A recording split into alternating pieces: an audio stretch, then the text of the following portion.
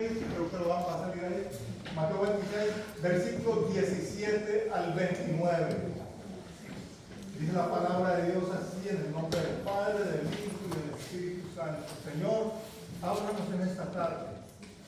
Que no sea un mensaje más de historia, sino un mensaje que nos reargulla, que llegue a nuestro corazón, a nuestra alma, a nuestras emociones, a nuestros sentimientos, que transforme nuestros corazones, Señor. Que podamos meternos en lo que Cristo vivió en ese momento.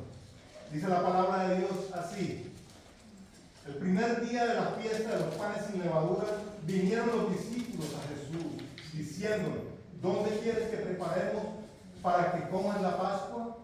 Y él dijo: id a la ciudad a un cierto hombre y decirle: el maestro dice, mi tiempo está cerca. En tu casa celebraré la Pascua con mis discípulos. Y los discípulos hicieron como Jesús les mandó y prepararon la Pascua. Cuando llegó la noche, se sentó a la mesa con los 12 y mientras comían dijo: de cierto os digo que uno de vosotros me va a entregar. Y entristecidos en gran manera, comenzó cada uno de ellos a decirle: ¿soy yo, maestro? ¿Soy yo, Señor? Entonces él respondiendo dijo: el que mete la mano conmigo en el plato, ese me va a entregar. A la verdad, el Hijo del Hombre va según está escrito de él. Mas ay de aquel hombre por quien el Hijo del Hombre es entregado. Bueno le fuera a ese hombre no haber nacido. Entonces respondiendo Judas, el que le entregaba, dijo: ¿soy yo, maestro? Le dijo: tú lo has dicho. Mientras comían, tomó Jesús el pan y bendijo y lo partió y dio a sus discípulos y dijo: tomad, comed, esto es mi cuerpo. Y tomando la copa y habiendo dado gracias, le dio, diciendo: bebed de ella todos, porque esto es mi sangre del nuevo pacto, que por muchos es derramada para remisión de los pecados. Y os digo que desde ahora no beberé más de este fruto de la vid hasta aquel día en que la beba de nuevo con vosotros en el reino de mi Padre. La Pascua. Ya por la sabemos, estaba el pueblo hebreo cautivo en Egipto y Faraón los tenía esclavizados.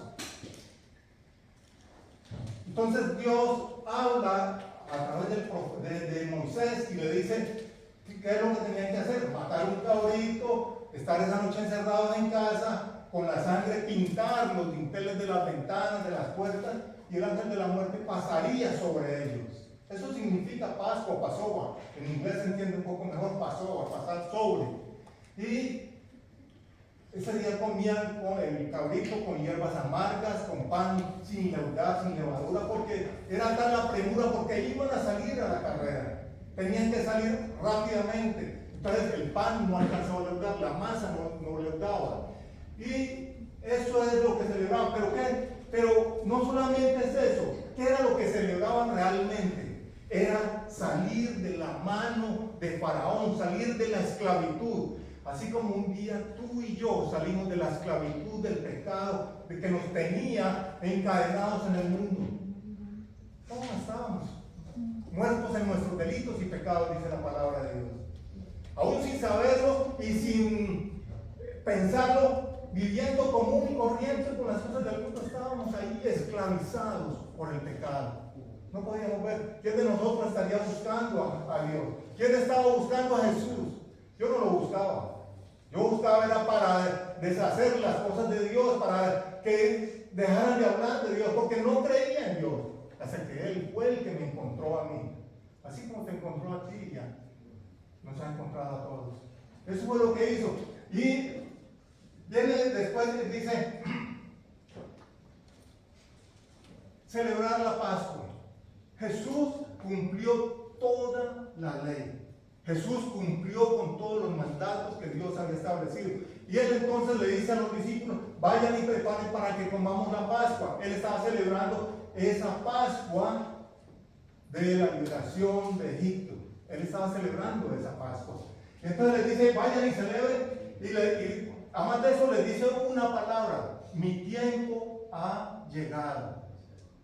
O sea, ya estaba diciendo de alguna forma, le estaba diciendo: hasta aquí llegué yo y y aquí en adelante va a ser diferente. La reunión de la Pascua, ¿por qué es diferente? La reunión de la Pascua, el tema central era la esclavitud en Egipto, era la mano dura de Faraón, era toda la situación que vivió el pueblo y era cómo el Dios los había sacado y cómo celebraron ese día la liberación. Eso es el tema principal dentro de los hebreos. No tocan otra cosa, es el tema central de ellos. Pero ahora viene el nuevo pacto. El nuevo pacto. Jesús mismo le dijo: en mi sangre, este es mi nuevo pacto. Vamos a entenderlo. Cuando llegó la noche, se sentó a la mesa con los 12. Se sentó a la mesa a celebrar ¿qué? La Pascua. Mientras comían, dijo: de cierto digo que uno de vosotros me va a entregar. Y a mí me salieron varias preguntas. Nosotros venimos a la iglesia, que diezmemos, puede ser que oremos, venimos a la intercesión y todo eso. Pero ahí los discípulos estaban reunidos, los que andaban con el Maestro, los que conocían de Jesús, los que escucharon la palabra a través de la boca de Jesús. Y dice: uno de ustedes. Y él podría estar diciendo: uno de ustedes me va a entregar hoy. Podría estar diciendo: uno de nosotros podríamos estarlo entregando hoy. Y decimos: pero ¿cómo? Yo no te voy a entregar. Pedro dijo: Maestro, contigo hasta la muerte. Contigo hasta la muerte. Y momentos después estaba negándolo. ¿Sí? Ahora, estaban ahí sentados. ¿Sí? Mientras comían, dijo: uno de ustedes me va a entregar. Mi pregunta es: ¿estamos sentados a la mesa con Jesús? Puede que sí. Puede que alguno no haya aceptado a Cristo en su corazón, y hoy sería el día para que aceptara a Cristo en su corazón y poder venir a esa mesa a la cual Él nos está invitando. Puede que estemos sentados a la mesa de Jesús, pero seremos alguno de esos que lo entregan. Y ahora vamos a ver cómo lo podríamos entregar. ¿Cuántos de nosotros estaremos dispuestos a resistir las presiones de la vida, las presiones del mundo, las tentaciones del mundo? Ahí vemos a un Judas cediendo ante la tentación de un momento de ganar dinero fácil. ¿O nos rendiremos ante las presiones del mundo? ¿Traicionaremos al Maestro? Tenemos que preguntarnos eso. La palabra de Dios nos dice en 1 Corintios 10:12: así que el que piense estar firme, mire que no caiga. A veces nosotros nos creemos muy espirituales. Yo me sé la palabra, yo oro todos los días, yo. Pero ese yo es el que tenemos que darle muerte para que no sea el yo, sino Cristo en nosotros, el que nos sostenga. El yo no nos va a sostener. El yo es orgullo, es vanagloria, es autosuficiencia. Es como: no necesito de Dios, no necesito de Cristo. Tenemos que enterrar ese yo para que Cristo sea el que viva en nosotros y guíe nuestras vidas, guíe nuestros pasos. Eso es lo que necesitamos. No creernos autosuficientes. El verso 22 dice: y entristecidos en gran manera comenzó cada uno de ellos a decirle: ¿soy yo, Señor? Nosotros podríamos estar haciendo esa pregunta al Señor: ¿soy yo, Señor? ¿Soy yo? Los discípulos estaban ahí y todos a una comenzaron a preguntarle: ¿soy yo, Señor? Esta es una pregunta personal. Mateo 26:35 dice: Pedro le dijo: aunque me sea necesario morir contigo, no te negaré. Y todos los discípulos dijeron lo mismo. En el verso 35 de Mateo. Acababan de pasar la cena, la Pascua, la cena de la Pascua, y ya Pedro estaba diciendo: no, Maestro, imposible, yo hasta la muerte contigo. Pero ¿cuántos de nosotros estamos dispuestos a ir hasta la muerte realmente con Jesús? ¿Saben? Yo lo he dicho muchas veces. Nosotros estamos viviendo en un país donde vivir el cristianismo es muy fácil. Muy fácil. Yo admiro a hombres y mujeres que están dando su vida realmente por Cristo en países comunistas, en países musulmanes en diferentes países que les quitan la vida, los degollan, les queman las casas, queman las iglesias. ¿Hasta dónde estamos nosotros dispuestos a caminar por el Maestro? Esos discípulos estaban caminando con Jesús y yo hasta la muerte contigo. Es algo de una autosuficiencia. Más adelantico, mire lo que pasa con Pedro en Mateo 26, 69 al 75. Dice,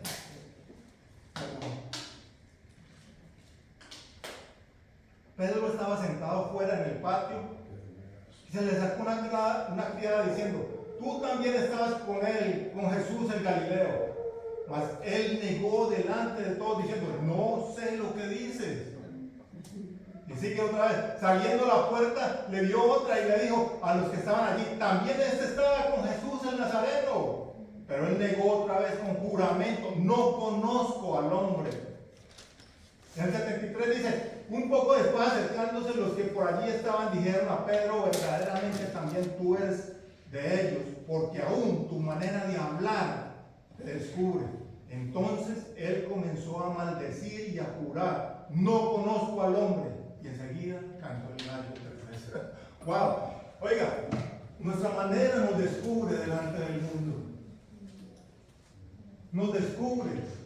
Pero a pesar de todo, en cuántas oportunidades, por alguna situación en nuestras vidas, sea de trabajo, sea económica, sea por algún beneficio, sea por algo que, por la invitación de amigos, nosotros vamos a negar a Jesús. Muchas veces te invitan a la fiesta o al pub. Dicen, no, es que si yo tomo me hace daño el trago. Pero en lugar de decir, yo soy cristiano, yo tengo a Cristo en mi corazón y mi cuerpo es el templo del Espíritu Santo. Y yo no lo puedo mancillar con eso, yo no lo puedo dañar con eso. ¿Cuántos están dispuestos a eso? Es algo que tenemos que pensarlo. ¿Cómo lo negamos? ¿Cómo lo entregamos? ¿Cómo lo rechazamos de alguna forma? Y era Pedro, ese bravucón, ese hombre temperamental, ese hombre que se veía muy fuerte y para las que sean, pero en el momento de la presión, su debilidad lo derrumbó. Gracias a Dios, Pedro fue uno. Jesús tuvo misericordia de él y tuvo ese encuentro personal con él. Él tuvo realmente, en ese momento tuvo ese real encuentro con Jesús que lo confrontó con lo que había hecho y restauró su vida. Pero ¿cuántos de nosotros podemos quedar tirados a la orilla del camino porque no rendimos nuestra vida al Señor? Es muy importante ver que el que lo traicionaba no era uno del mundo. No era uno de la calle. El que lo traicionaba era una persona que caminaba con Jesús, que era un discípulo del Maestro, que conocía al Maestro, que convivía con él. Era un hombre, ¿saben qué era? Él era el que llevaba la bolsa del dinero. Y aunque él pensara que Jesús no lo sabía, era el que sustraía de la bolsa, robaba de la bolsa. O sea, en su corazón había algo que no estaba bien. Y ese hombre, por amor al dinero, por su debilidad, vendió al Maestro por 30 monedas de plata. Ese hombre lo vendió, lo entregó por amor al dinero. Pero por eso el Señor nos dice en muchos pasajes, pero uno que quiero traer a memoria está en Santiago 4:7, donde dice, necesitamos permanecer en Cristo, estar en Cristo, resistir al diablo y él huirá de nosotros. Es permanecer, no es que yo voy a la iglesia, entonces estoy en Cristo y voy para el mundo y estoy en el mundo. No, es permanecer, es aquí, permanecer en la casa, permanecer en el trabajo, permanecer donde estemos, permanecer en Cristo, revelar a Cristo en nuestras vidas. Eso es lo que tenemos que hacer. Y Judas, versículos antes, ya había negociado al Maestro. Versículos antes había hecho una transacción con los sacerdotes. Pero miren lo que dice el versículo 24. A la verdad del Hijo del Hombre va según está escrito. O sea, lo que estaba haciendo Judas ya estaba escrito. ¿Sí? Pero Judas fue el que lo traicionó. Dice, ya está, va según está escrito, mas hay de aquel hombre por quien el Hijo del Hombre es entregado. Bueno le fuera a ese hombre no haber nacido.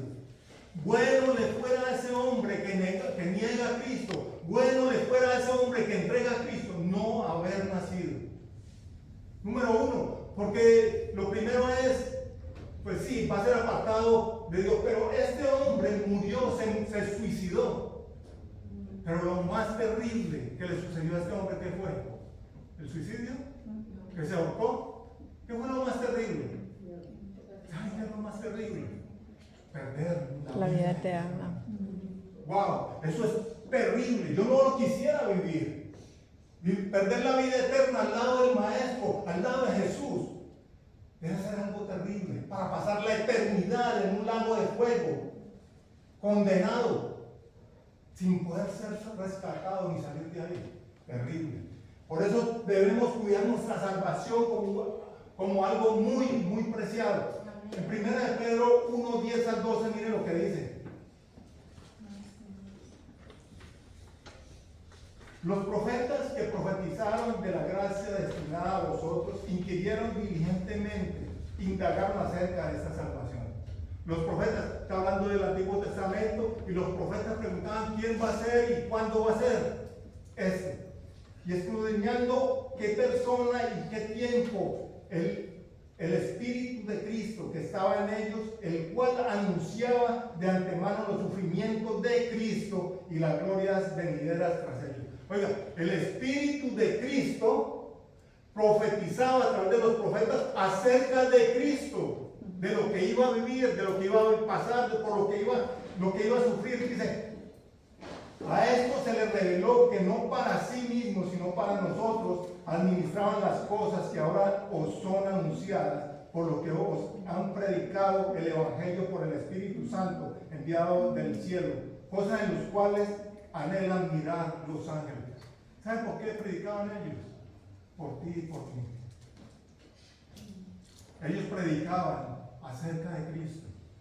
Y el Espíritu de Cristo era el que predicaba de Cristo, de su padecimiento, de su gloria y de la redención que íbamos a tener. En este pasaje podemos ver algo que no fue casualidad, no fue fortuito, sino era algo establecido por Dios. El Antiguo Testamento se refiere a Cristo. Pero que saquémosle 4 punticos nomás de este pasaje que leí.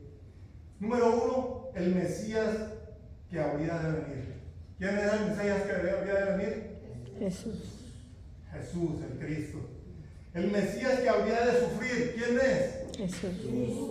Jesús, el Cristo. ¿Dónde podemos leer acerca de todo ese sufrimiento en el Antiguo Testamento? Hay un pasaje que nos relata todo el sufrimiento de Cristo. Isaías 53. El Mesías que sería glorificado. Número 1, va a la cruz, muere, lo ponen en una tumba, pero la tumba no fue capaz de retenerlo. Él vive, Él resucitó y Él hoy está en nuestros corazones. Y es el Mesías del cual todos los profetas profetizaron. Es esos profetas que por el Espíritu de Cristo profetizaban de Cristo. Hay algo importante de entender lo que el problema de Judas. Judas tenía un problema en el corazón. Y es bueno que voy a leer unos versículos y que no solamente lo escuchemos, sino que meditemos en ellos. El primer versículo que quiero leer está en Génesis 6:5, dice: y vio Jehová que la maldad de los hombres era mucha en la tierra, y que todo signo de los pensamientos del corazón de ellos era de continuo solamente el mal. A veces nos creemos muy buenos, pero la realidad es que en nuestro corazón hay una semilla de pecado que nosotros buscamos y tratamos y luchamos, pero ¿cuántas veces hacemos las cosas que no queremos? Lo bueno decía el apóstol, lo bueno que quiero hacer no hago, sino lo malo que hay en mí es lo que hago. No lo estoy diciendo yo, Lo dice el mismo apóstol, ese apóstol que tuvo ese encuentro personal con Jesús, ese apóstol que fue al tercer cielo, ese apóstol que escribió tantos libros del Nuevo Testamento, las cartas que escribió. Ese apóstol dice, lo bueno que quiero hacer no hago, sino lo malo que hay en mí es lo que hago. Eso nos invita a que nosotros tenemos que estar escudriñando nuestro corazón. Proverbios 4:23 dice, sobre toda cosa guardada, guarda tu corazón, porque de él mana la vida. ¿Qué está manando de tu corazón? Dice la palabra de Dios que de la abundancia del corazón habla la boca. Y a veces, ¿qué es lo que sale de nuestro corazón? ¿Qué es lo que sale por nuestra boca? Insultos, rabias, enojos, griterías, enemistades, cosas que hieren, que ofenden, que dañan. ¿Qué es lo que está saliendo por nuestra boca? Tenemos que estar pendientes de eso para nosotros mismos, escudriñar nuestro corazón. Proverbios 23:26 dice, dame, hijo mío, tu corazón y miren tus ojos por mis caminos. Nosotros solo no podemos manejar nuestro corazón. Tiene que ser el Espíritu Santo en nosotros. Por eso él dice, dame, hijo mío, tu corazón y miren por mis caminos. Tus ojos por mis caminos. Mire lo que dice Ezequiel 11:19-21. Y les daré un corazón y un espíritu nuevo. Pondré dentro de ellos y quitaré el corazón de piedra en medio de su carne. Y les daré un corazón de carne. Para que anden en mis ordenanzas y guarden mis decretos y los cumplan y me sean por pueblo y yo sea a ellos por Dios. Mas a aquellos cuyo corazón anda tras el deseo de sus idolatrías, de sus abominaciones, yo traigo mi camino sobre sus propias cabezas, dice Jehová el Señor. Oiga, Él viene, Él quiere cambiar nuestro corazón. Él quiere cambiar nuestro corazón. Pero nosotros venimos, sí, Señor, toma nuestro corazón. Pero hay momentos de decisión donde Dios nos dice, no te metas por ahí. No, pero es que yo creo que yo puedo salir, yo lo hago, y el yo otra vez, y tomamos decisiones en la carne, tomamos las decisiones en nuestro corazón. ¿Cuántas cosas hemos permitido en nuestro corazón? Resentimientos, amargura, raíces de amargura, resentimientos, falta de perdón, falta de amor, que han sido lo que hemos permitido que llene nuestro corazón, y es lo que de pronto por nuestra boca está saliendo. Pues esas emociones que a veces salen y explotamos, esos sentimientos y esas rabias contenidas y de un corazón herido, y que de pronto en un momento dado nos roban el gozo, la paz y la comunión con Dios. Es un llamado a cuidar nuestro corazón. ¿Qué estamos permitiendo? ¿Con qué estamos almacenando en el corazón? ¿Qué está saliendo por nuestra boca? Mire lo que dice el salmista en el Salmo 139, 23 y 24. Examíname, oh Dios, y conoce mi corazón. Pruébame y conoce mis pensamientos. Y si hay en mi camino de perversidad, y guíame en el camino eterno. Tenemos que pedirle a Dios que nos ayude a examinar nuestro corazón. Necesitamos que nos ayude a examinar nuestro corazón. Entonces, respondiendo Judas, el que le entregaba, ¿soy yo, maestro? Le dijo, tú lo has dicho. Es el versículo 25 de Mateo 26. Mateo 26, 14, mire lo que dice el 16. Entonces uno de los 12, que se llamaba Judas Iscariote, fue a los principales sacerdotes y les dijo, ¿qué me queréis dar? Y yo os lo entregaré. Y ellos le asignaron 30 piezas de plata, y desde entonces buscaba la oportunidad para entregarle. Versículos antes ya estaba entregando al maestro, lo estaba vendiendo, y en el 25 le está preguntando, ¿seré yo maestro? Oiga, cara dura el hombre, ¿verdad? Ese sí es un hipócrita. Era tremenda su hipocresía. Era el hombre que saqueaba de la bolsa. Y era el hombre que lo estaba vendiendo, y como para que no lo descubriera, para no ser visto de todo, dice, ¿seré yo maestro? ¿Qué cara la da este tipo? Tremendo. La pregunta que yo me hago aquí es, ¿estoy siguiendo al maestro? ¿O estoy siguiendo las bendiciones y lo que él me puede dar? ¿Qué es lo que yo estoy siguiendo?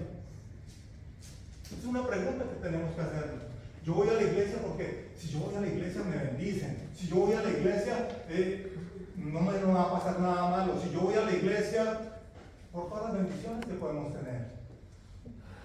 ¿Saben qué decía el apóstol? Que todo lo que él tenía, lo tenía por basura, por amor a conocer a Dios, por amor a seguirle a él. Está en Filipenses 3, 7 y 8, igual de ver el pasaje. Pero cuántas cosas eran para mí ganancia, las he tenido como pérdida por amor a Cristo. Y ciertamente aún estimo todas las cosas como pérdida por la excelencia del conocimiento de Cristo Jesús, mi Señor. Por amor del cual lo he perdido todo y lo tengo por basura para ganar a Cristo. Este hombre sí perdió cosas. Oiga, era un hombre que no era cualquiera, era un tipo que tenía estudios, tenía recursos, era bien visto por los de la clase alta, por los sacerdotes.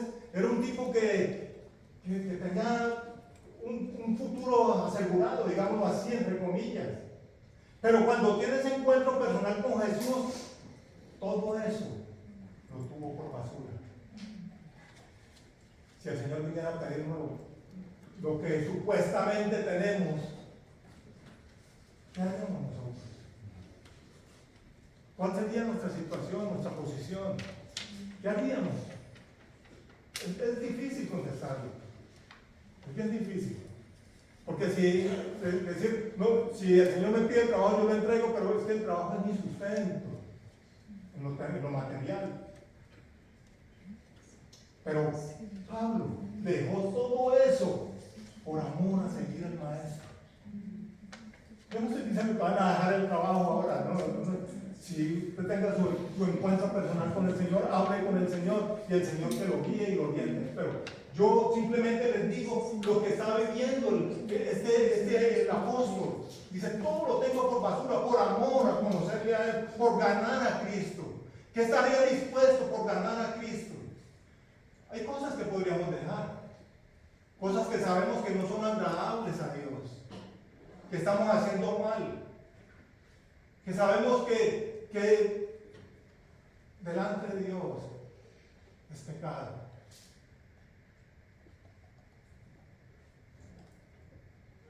Yo creo que aquí no hay ninguno, pero lo tengo que decir: drogas, alcohol, adulterios, fornicación,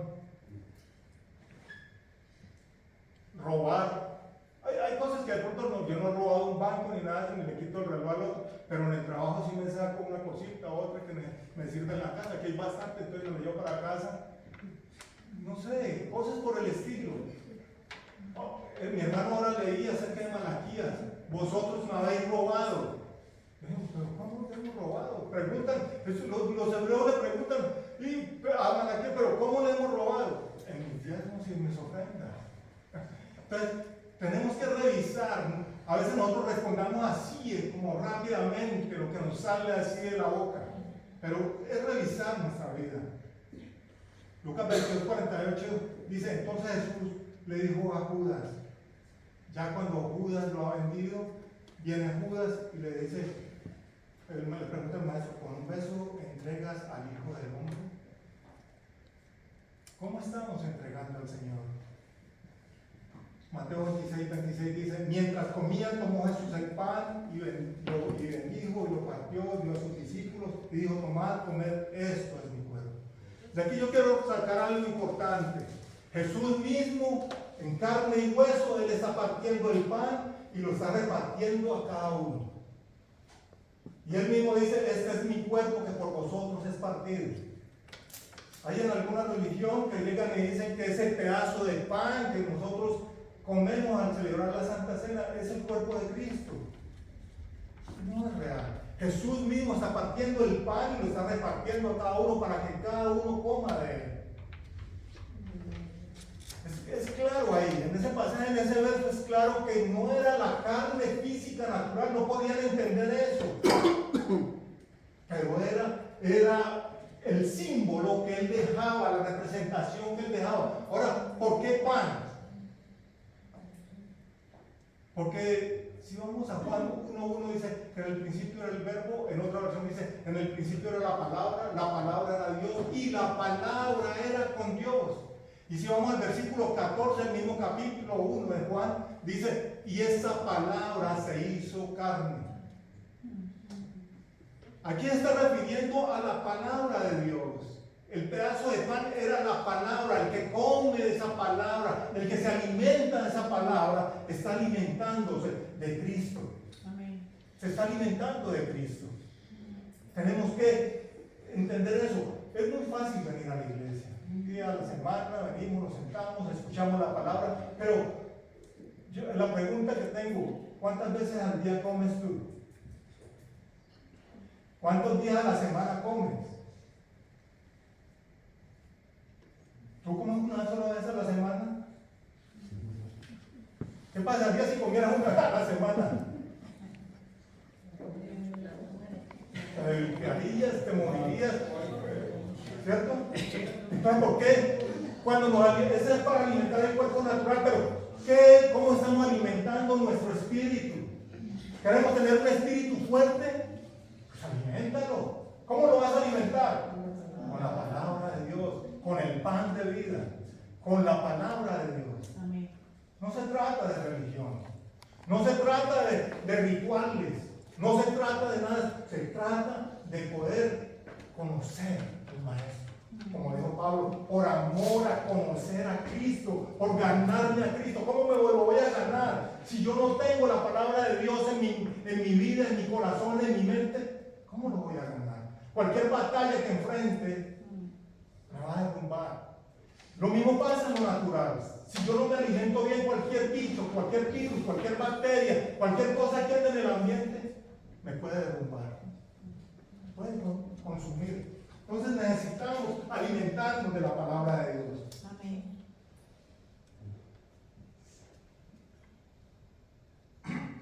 Ahora, cuando Él dice, tomad y comed, esto es mi cuerpo, no le está diciendo, ¿quieres comer? Tomad y comed. Orden. Tomad y comed. Tomad y comed. Hoy el Señor te está diciendo, mira, la palabra está aquí en la boca. La palabra está en la Biblia. Tomad y comed. Tomad y comed. Tomad y comed el pan de vida. Tomad y comed el pan de vida.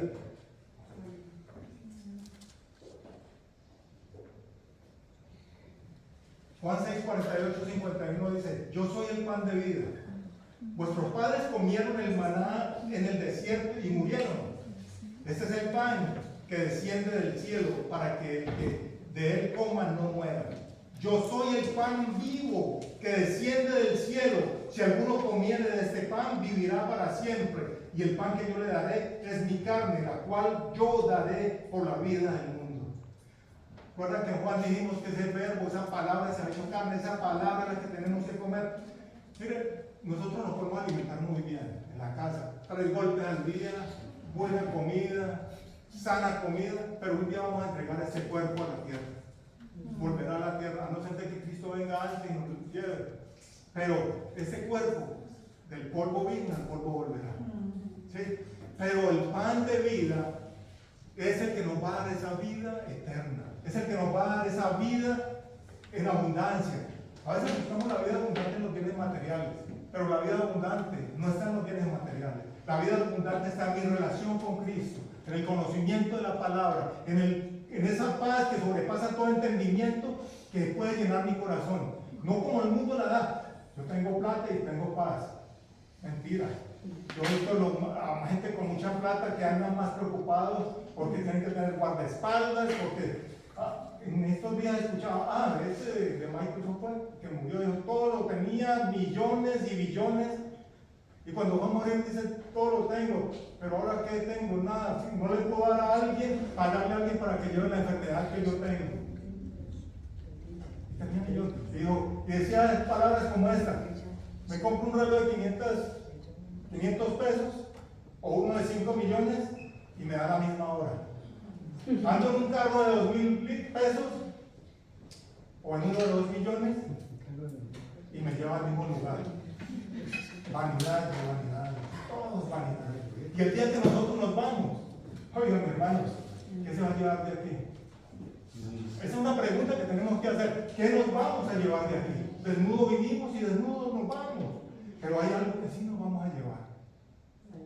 Y eso es responsabilidad de cada uno. No son cosas materiales. No son cosas materiales. Es mi relación con el Señor. Es lo único que nos vamos a llevar si el Espíritu Santo está en nosotros. Es el sello con el que el Señor nos va a reconocer a nosotros como sus hijos. El sello del Espíritu Santo en nuestras vidas. Y ese es el con el que el Señor nos va a llevar. En Juan 6:35 dice, Jesús les dijo, yo soy el pan de vida. El que a mí viene nunca tendrá hambre y el que en mí cree no tendrá sed jamás. En el 57 de Juan 6 dice, Jesús les dijo, yo soy el pan de vida, como me envió el Padre viviente y yo vivo en el Padre, así mismo el que come, él tomará también y vivirá por mí. Este es el pan que descendió del cielo, no como vuestros padres comieron el maná y murieron. El que come de este pan vivirá eternamente. No es que el pan se convierta en carne, como dije ahora, es el símbolo que tenemos para celebrar la Santa Cena.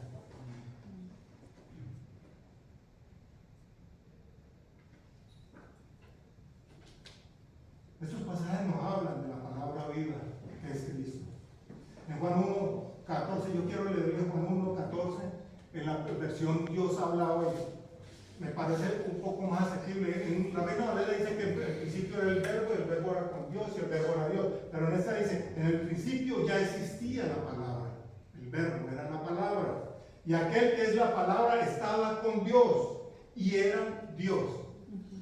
En el 14 dice, aquel que es la palabra se hizo hombre y vivió entre nosotros. Y hemos visto su gloria, la gloria que recibió del Padre por ser su Hijo único, abundante en amor y verdad. Gálatas 3:13 dice, Cristo nos redimió de la maldición de la ley, hecho por nosotros maldición, porque escrito está, maldito todo el que es colgado en un madero. Isaías 53:5, mas él herido fue por nuestras rebeliones, molido por nuestros pecados, el castigo de nuestra paz fue sobre él, y por su llaga fuimos nosotros curados.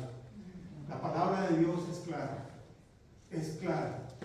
Nosotros no tenemos que andar buscando a Dios en ídolos, en posesiones o en cosas. Dios es espíritu. Y los que lo buscan en espíritu y en verdad van a poder tener esa relación y comunión con Él. El verso 27 de Mateo 26 dice, y tomando la copa y habiendo dado gracias, les dio diciendo, bebed de ella todos. Bebed de ella todos. Es una orden. No es que les dijo, mira, ¿quieres tomar? Bebed de ella todos. Ahora, ¿todos a quién se refiere? A sus discípulos, a sus hijos, a los que han aceptado a Cristo en su corazón. Esta es la copa de gracia preparada para beberla después de dar gracias. Él está dando gracias. Mire, ustedes se imaginan lo que él está haciendo. Estoy dando gracias por una copa que sabía que unas horas después era lo que él iba a vivir. ¿Se acuerdan que él baja en Getsemaní y dice, Padre, aparta de mí esta copa, pero que no se haga mi voluntad, sino la tuya? Es la copa que él estaba dando gracias. Gracias, Padre, por esta copa. Y momentos después iba a estar él bebiéndola en la cruz del Calvario. Dice,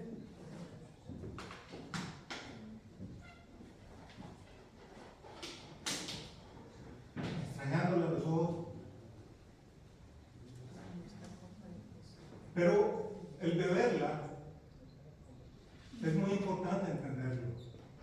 Beberla no simplemente, yo vine a la mesa, tomé una copa, y si estaba rica, era de uvas, era vino, no se trata de eso. ¿Qué es lo que estaba diciendo el maestro espiritualmente? Esa copa que él iba a vivir, esa copa que él iba a vivir, tus hijos también le iban a vivir. Eso es tomar la copa. No sencillamente venir no, vivir la copa, tomar la copa nos está diciendo en otras palabras, mira, esa copa que yo voy a beber, tú también la vas a beber. Tú también la vas a beber. Yo también la voy a beber. Hoy en el mundo estamos viendo la persecución. La iglesia está siendo perseguida. Gloria a Dios por este tiempo que todavía nos ha dado una tregua, digámoslo así. Pero no sabemos hasta cuándo dure esto. Hay muchos países que se están entrando muchos sistemas políticos que quieren acabar con la fe en Dios. Y los cristianos son perseguidos.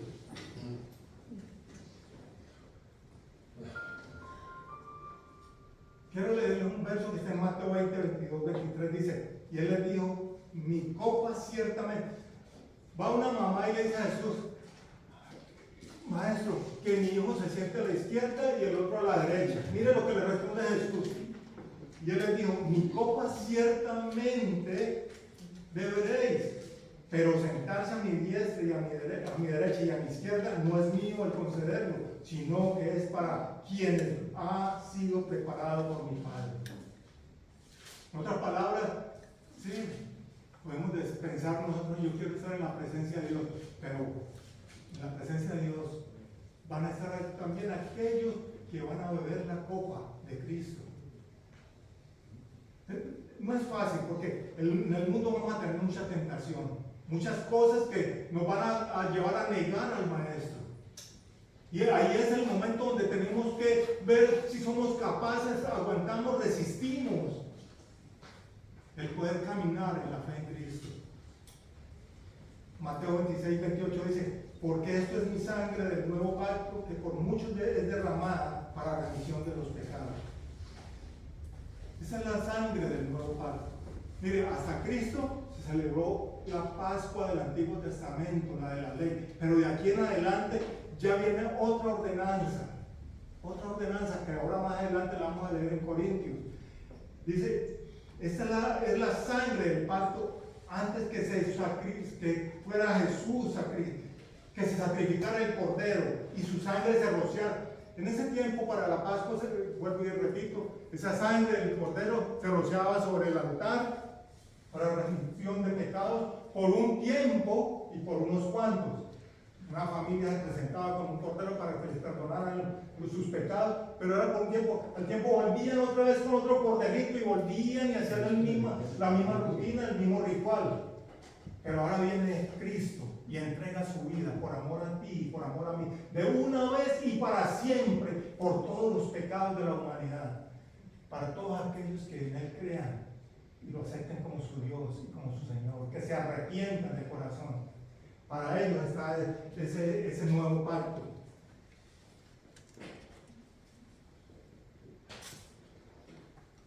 El pueblo hebreo, de celebración, vuelvo y repito un poco, fue liberado de la esclavitud de Egipto, pero nosotros estábamos esclavizados por el pecado del mundo y Jesús vino a liberarnos de ese pecado y Él pagó con su sangre preciosa por amor a ti y por amor a mí. Primera de Juan 2:2 dice, y Él es la propiciación por nuestros pecados y no solamente por los nuestros sino también por los de todo el mundo.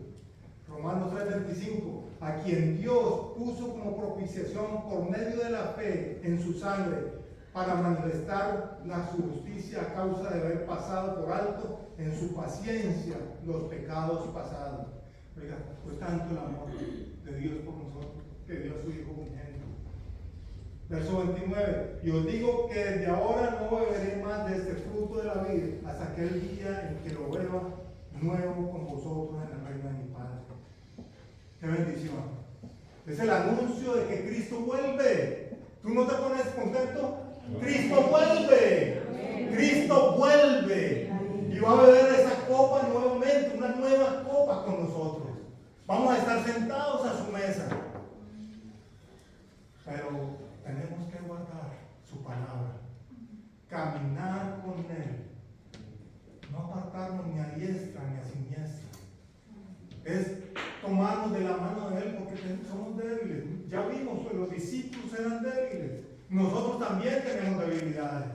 Y tenemos que estar cada día nosotros aferrados al Maestro para caminar de la mano de Él. Y vamos a sentarnos a la mesa con el Maestro y vamos a beber ese vino nuevo. ¡Ah, qué bendición! Yo le doy gloria a Dios por eso. Yo le doy gloria a Dios. Y ahora vamos a pasar a la mesa. Yo le pido a las hermanas que estaban, ya se les avisó,